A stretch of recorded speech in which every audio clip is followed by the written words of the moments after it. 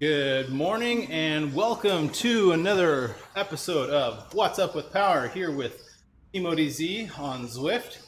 We've got a great group lining up for a ride here on London today is the course, and we'll be on the Classique course.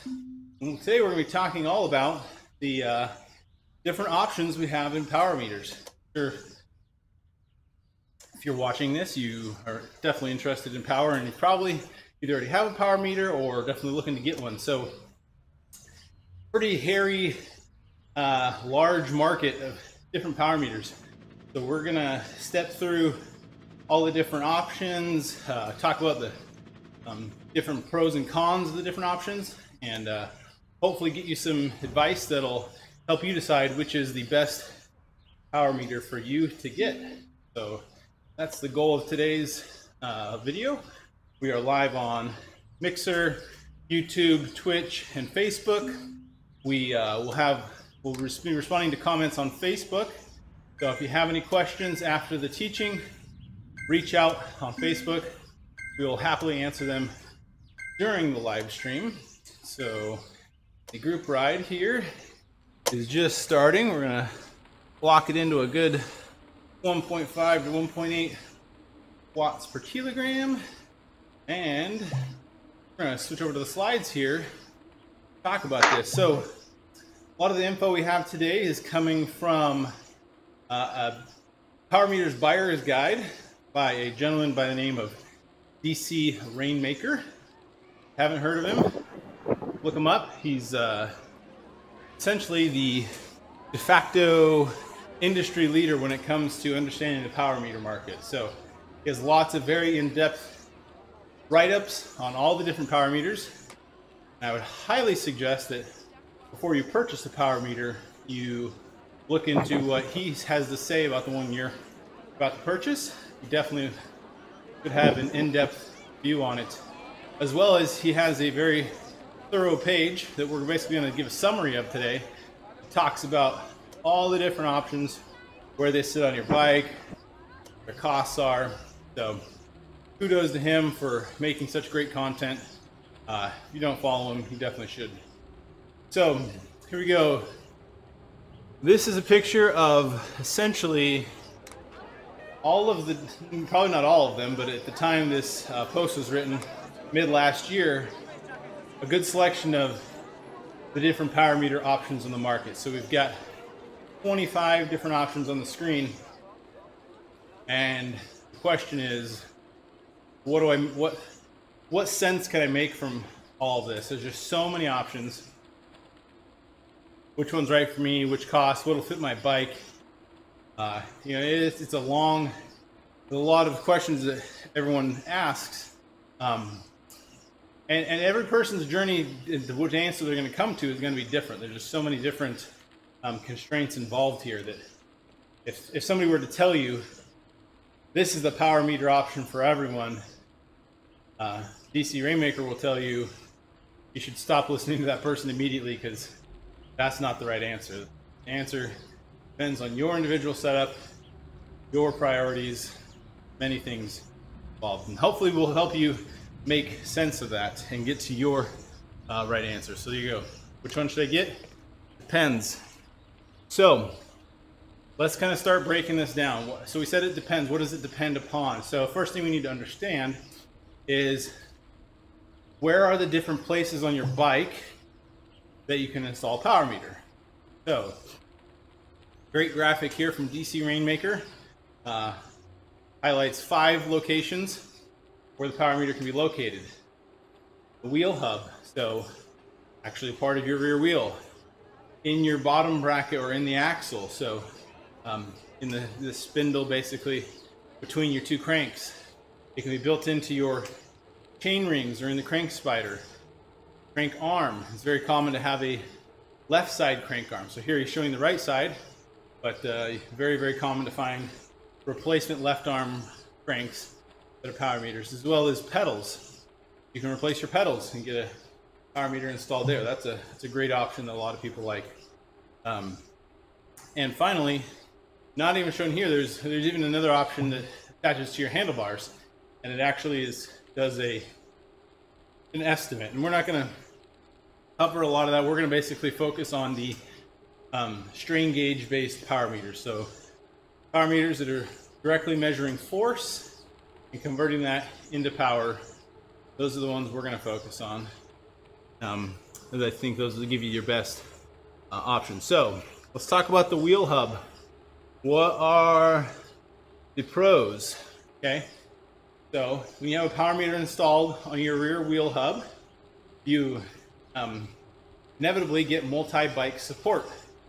Assuming you have the same rear derailleur configuration on multiple bikes, you should be able to swap that wheel between bikes. Now, even if you don't have the same rear derailleur, through simply changing your cassette, you should be able to swap that power meter between different bikes. And so it's fairly simple. If you've ever changed your rear wheel or rear tire, that's as hard as it is to install. Very simple, very straightforward. So that is a good option. Now, what would be the downsides? So let's say you have carbon racing wheels and maybe non-carbon options you don't ride on all the time. Well, that means you would need a different power meter in each of those set of wheels. That could get costly. Could, depending on how many wheel sets you have, you got to basically buy a power meter for each one of those wheel sets. So that's probably one of the biggest downsides. But other than that, it's a very good multi-bike compatible option, highly available. So, and also it may require, let's say your existing bike you want to buy a power meter. Well, you might have to buy an entire wheel set or entire rear wheel rather than just the power meter to get this option. Because if you just buy the rear hub, you either have to dismantle your existing wheel and get it to incorporate. So you may end up buying more pieces for your bike than just power meter itself. So that could be one con, could make it a little bit more costly. All right, let's talk about pedal-based power meters. So again, these are inevitably won't have good multi-bike support because you can move your pedals between bikes quite easily. It's very simple self-install, although not quite as simple as a rear wheel. It can take a little bit more. You got to understand the reverse threading things. This is not terribly complicated. Most people can figure out how to change their pedals. The other thing here is they have the ability to provide you true left-right power data. So our bodies are not perfectly symmetrical, and left and right sides can be imbalanced. And having a strain gauge on both sides can help provide information to characterize what that imbalance is, as well as give a more accurate power number to what your actual power output is, because you're measuring both sides.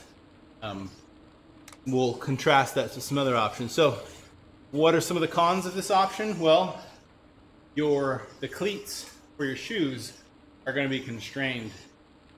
Specifically, if you have speed play pedals, or you like speed play cleats, I don't believe this would be an option for you. Not aware of any pedal-based power meter that has speed play support. If anybody is aware of something I don't know of, feel free to mention it in the comments, but that'll be your first con.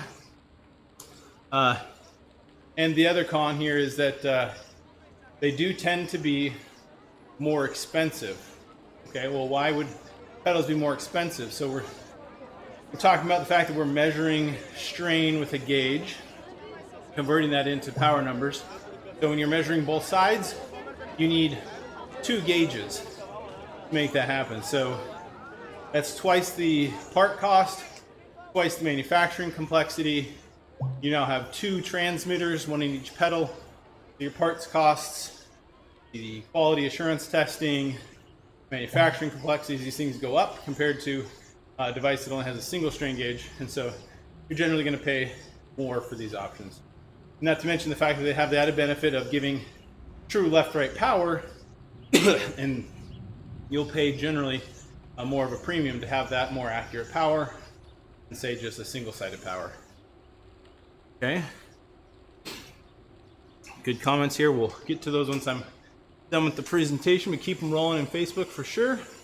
All right, let's talk about crank arm based power meters. So crank arm are generally very low priced, very small incremental cost on top of your existing bike setup to get one. And they're a fairly easy self-install. Again, not as easy as putting on a rear wheel, not as easy as your pedals, but it's probably the next simplest install. You're typically going to be replacing the left crank arm, and basically you would, there's two different options here. There's generally options where you will take off your existing crank arm and actually glue on a strain gauge yourself. There's also an option where you purchase the crank arm with that strain gauge already installed. Me personally, being a very OCD number person, would prefer the option where the company already installs the pod for me. This is just because I feel like I would be second guessing my installation quality, and anytime there was any question in my numbers, I would in the back of my head be thinking, did I install the pod correctly? Is it glued there correctly? Am I getting right numbers? So for me, I just want to take that out of the equation, and I would get a crank arm with it already installed. So there's many manufacturers in this space. More coming up every day. 4i, Stages, those are the two that come to mind with good options. So what are some of the cons of a left-sided power meter? Okay, well, they're going to be more difficult to swap between bikes. Again here, you may not have the same, if you have multiple bikes, they may not all have the same attachment for your left crank arm, so you may not actually even be able to swap your crank arms between bikes for your power meter. Now, most crank arm systems that are left, well, any left-only crank arm system is only going to measure left power, obviously. There are some systems which pair a left-sided crank power meter with a one on the right side, typically in the spider, to give you true left-right data. So it's not true that all crank arm based solutions are only left side, but if the only thing you changed was your left crank, you're definitely only going to be getting left power. You're not going to be getting anything from the right. Okay, so let's talk about crank spider or chain ring. So this is going to be a device that's installed in your front chain rings. This is a single gauge. It's the benefit of it here is that it can actually give you left-right balanced data. Because it's more central in the drivetrain, it can actually measure both left and right sides. It won't give you a true left and right independent measurement because it's basically measuring the combined of the two, but it should be an accurate combined number of the two, whereas a left-only measurement system is going to double the numbers from your left leg and assume that your right leg is the same. Now, get into trade-offs of that, but that's how the systems are going to work. So what's the con of the crank spider chain ring? Well, again, it's getting more difficult to change this between bikes. You got to change your whole crankset out. So there's that is definitely a con. There's a very complicated compatibility matrix between cranksets, these types of power meters.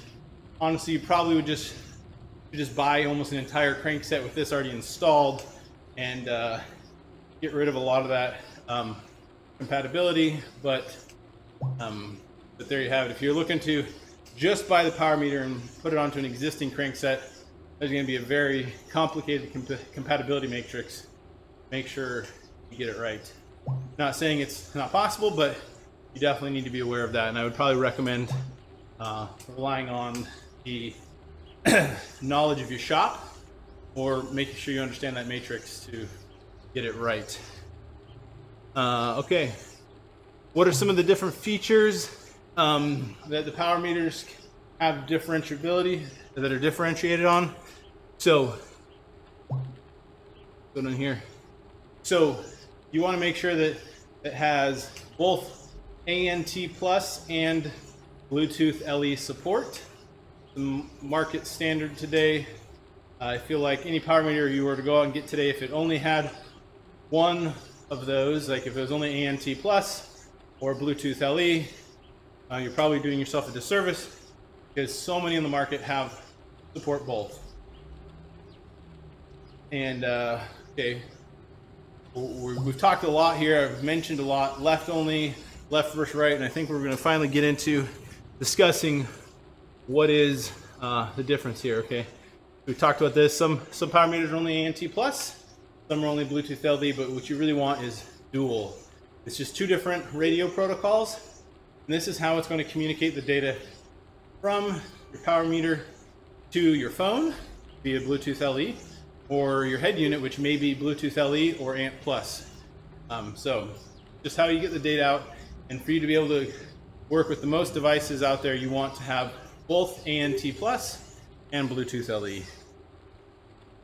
Okay, talked about this a lot. So left only power meters, what is, people would say a lot, hey, they're not accurate, they're garbage, whatever. So what's the real information behind this? Well, so they just assume a perfect 50-50 balance between your left side and your right side. So they'll measure your left power, they'll double it to give you your overall power. Now, if your left leg is stronger than your right leg, your power numbers may read elevated, or if it's weaker, your power numbers may appear lower than they would if you're using a true left-right system. Now, this is not going to be a massive shift, but it can definitely be a shift. And so, like, let's say, for example, you have two different bikes, one which has a left-only power meter and one which has dual-sided power meter. You may notice that your threshold power could be different on these two places just because they measure differently. And so something you should definitely be aware of. So why does everyone go with left only? Well, less complicated, only a single strain gauge, there's lower cost, and it, in the end, is still consistent data. The end all be all of power data is to improve yourself, to look at past performances and compare against your own past performances. On Zwift, we have this interesting aspect where we're constantly comparing our power numbers to other people because, well, that's how the game is ran. In the real world, it's not your power meters that win, it's where your bike is. So, obviously your power plays into that, but that's not the only thing that determines whether or not you win a bike race in the real world. So, so having consistent data with yourself, a left-only power meter definitely does that. I personally use left-only power meters. My reasoning behind it is I have a few different bikes, and I wanted to be able to have a same consistent power meter across multiple bikes. I didn't have to swap, and it was just there, ready when I needed to write it. So for me, multiple left-only power meters was a good, cost-effective solution to have all my bikes equipped, as opposed to having a more expensive power meter across all the bikes. So, so how does that compare to left-right data? Okay, well, they actually have direct force gauges on both left and right sides, and you definitely need two strain gauges to get that information. If it's only a single device in the middle of your drivetrain, it's getting, it will measure the accurate combined number of your left and right side, but it may not be able to precisely and 100% accurately tell you what your split is.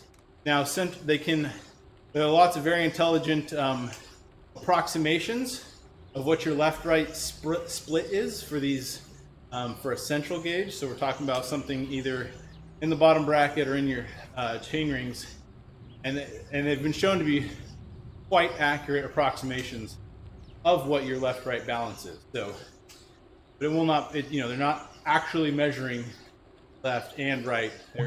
measuring one number and trying to interpret what they believe the split is based on power put down at different points on the revolution. So in summary, what are the questions? Where, you need to ask where on your bike is it best to put a power meter? You should understand your bike, how it's built, where things are at, what's going to be the best place to put it on your bike. Other question, how many bikes do you have?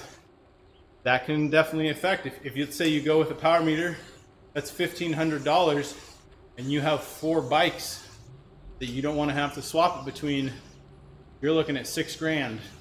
You want to have all that set up, so that can be a significant determiner. I mean, let's say you get another option that's only $400 to $500. It's going to be way less expensive for all your bikes. And how do you plan to record the data? Are you planning to record it on your phone? Does it support Bluetooth LE?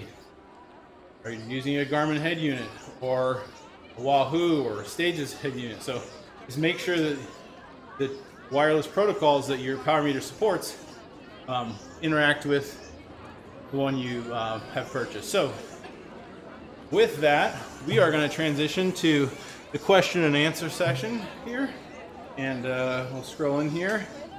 Got lots of good comments. So Mitch says it's really very easy to move. You can move a crank-based power meter in less than 5 minutes.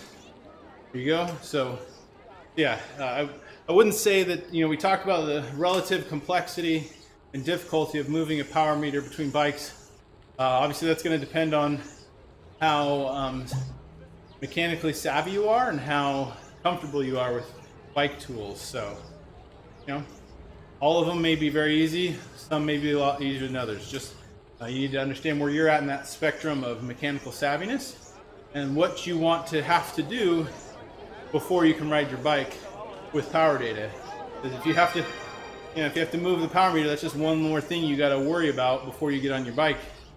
And if you're like me, there's a lot of things in your life you got to focus on, and getting on your bike more complicated is not what I'm looking to do. I want to make it easy and simple to get on there. So just something to consider as you're looking for power meter options. So, it could be a lot less expensive to have one that you move between, but that could come at a cost if you have multiple bikes. All valid points. Yep. Jeff Barco here. Yeah, for dual left-right, you are buying 2 meters, 2 gauges. Slightly heavier. I wouldn't say that should be an overall concern. If you're worried that a true left-right power meter is heavier than a single-sided, is not significant. I mean, you could take a drink from your water bottle and spit it out, and probably, I'm exaggerating here and not being super scientific, but the point is, it's a very minimal weight difference. They're pretty light these days, so not a huge difference here.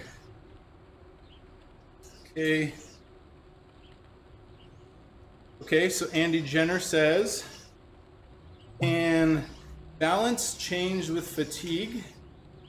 If so, is it consistent when left only? Good point. So absolutely, your left-right power balance can change. It can change with fatigue. It can change with the fact that I'm leaning to the left side of my bike versus to the right side of my bike. Change if I'm just focusing more on one leg than the other. So your balance is definitely dynamic. And I will say this, that you will be able to more accurately capture those changes back and forth with a true left-right power meter, or a single central gauge that's measuring in the middle of your drivetrain, the combined of both legs.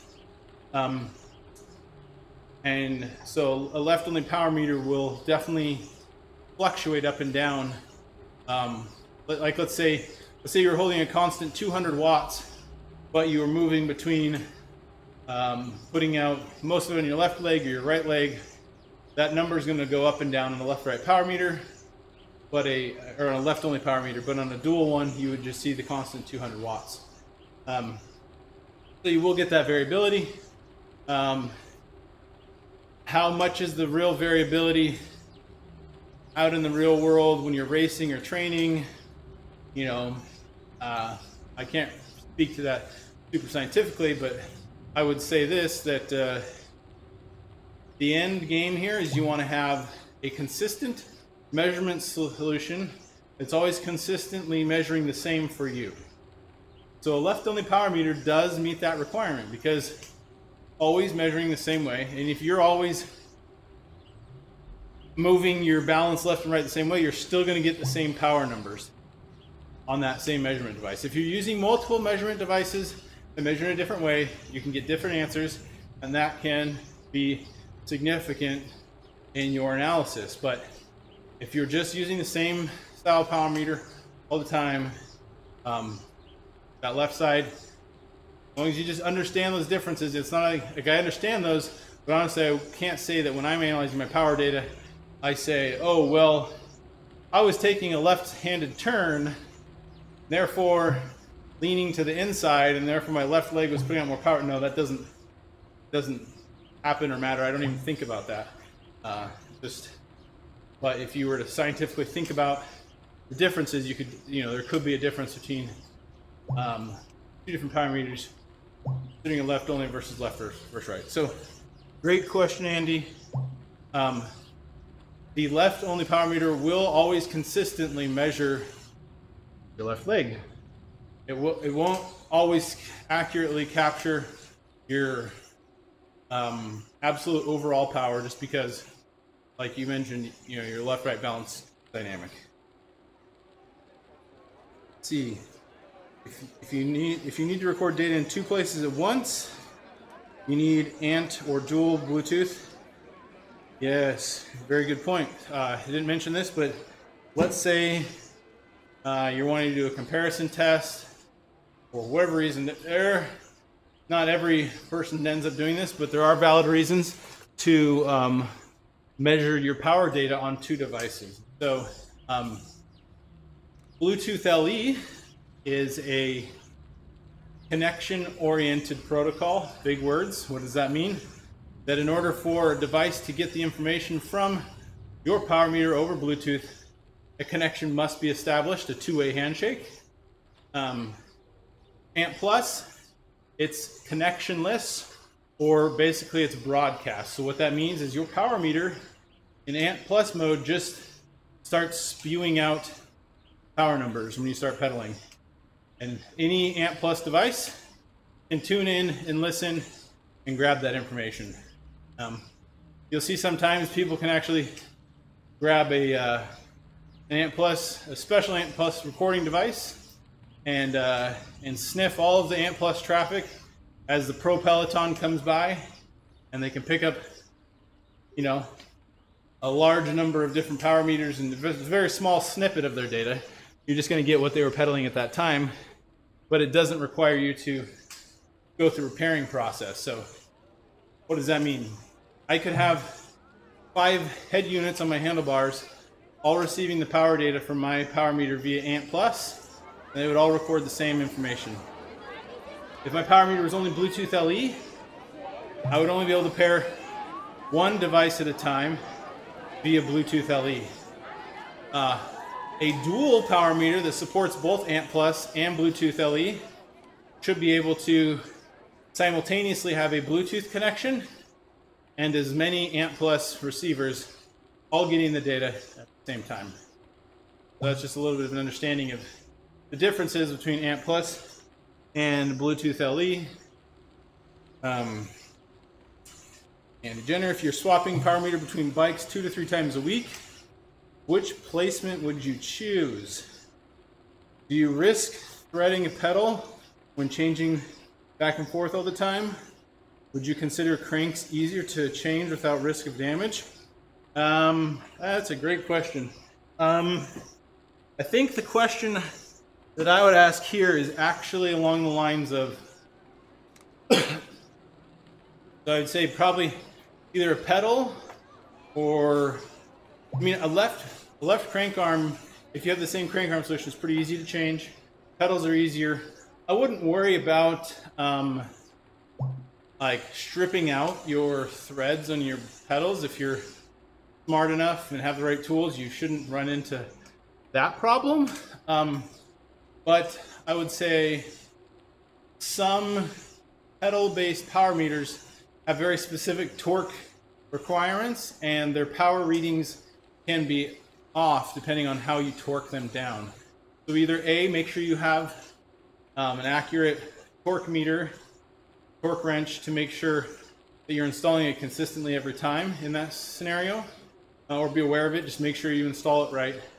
But that would be my concern. If you're moving it back and forth, it depends on a couple things. Which bike, what are the setups on your bike, which part is actually the same between them. You may not have the same left crank, so you may not be able to move a left crank arm. But if you're doing pedals, make sure you're aware of their torque characteristics, and I would refer to DC Rainmaker's review where he would talk about this, and make sure that you won't have issues with, you know, let's say you install it on this bike and you crank it to say 5 Newton meters, you're going to get one reading. If you install it and go all the way up to 9 Newton meters on another bike, you will potentially get different power numbers because of that different torque, and not paying attention to that, could definitely throw off your power meter analysis, power number analysis. So be aware of that. Yes, very good point, Mitch. Having correct tools for swapping between bikes is paramount. It's definitely worth buying good wrenches and a torque wrench so that you're not over tightening bolts. I stripped out a bolt in my seat post. Not a good scenario.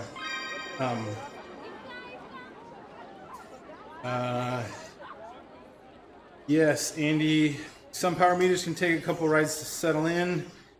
Yep, I would, so I wouldn't say all of them are like this, but if a power meter needs a couple rides to like settle in, DC Rainmaker will definitely have that analysis. So a couple takeaways here. If you're looking to buy a power meter, hopefully you've gained some information from here. You've probably got some specific power meters in mind that you've seen prices or advertising for. Look that up on DC Rainmaker's website and read his in-depth review. He will ride with the power meter for weeks at a time, gathering data, comparing, and giving a very, very detailed analysis of all of its quirks. So don't go into it blind. Use his information, and if you like the information he's given, he has affiliate links to Amazon. If you end up buying it through Amazon, that's how he funds his work, his full-time job for him. So support him if you can when buying your power meter.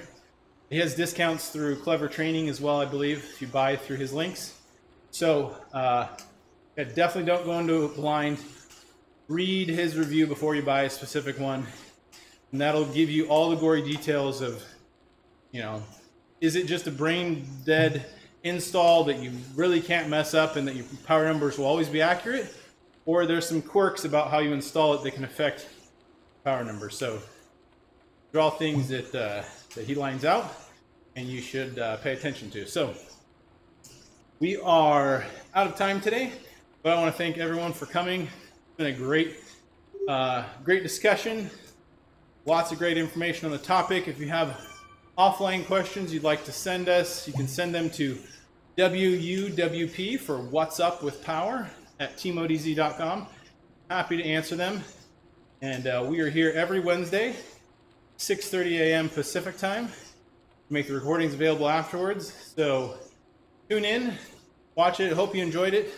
Stick around on the channel later today at 3:30 Pacific for Skills and Drills, where Coach Ian Murray from Evil Elf Racing teaches all about the different tactics you need to understand for road racing, bridging, attacking, different great topics every week.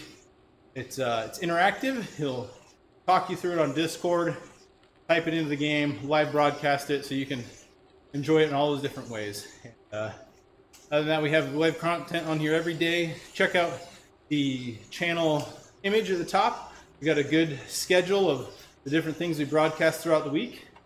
And if you're looking to join one of the Team ODZ group rides, check out teamodz.com/calendar to see when our group rides are on Zwift and when they fit into your time zone. So thank you again so much for coming. Appreciate having you. Hope this information was useful to you, and we will see you next time. Have a great day.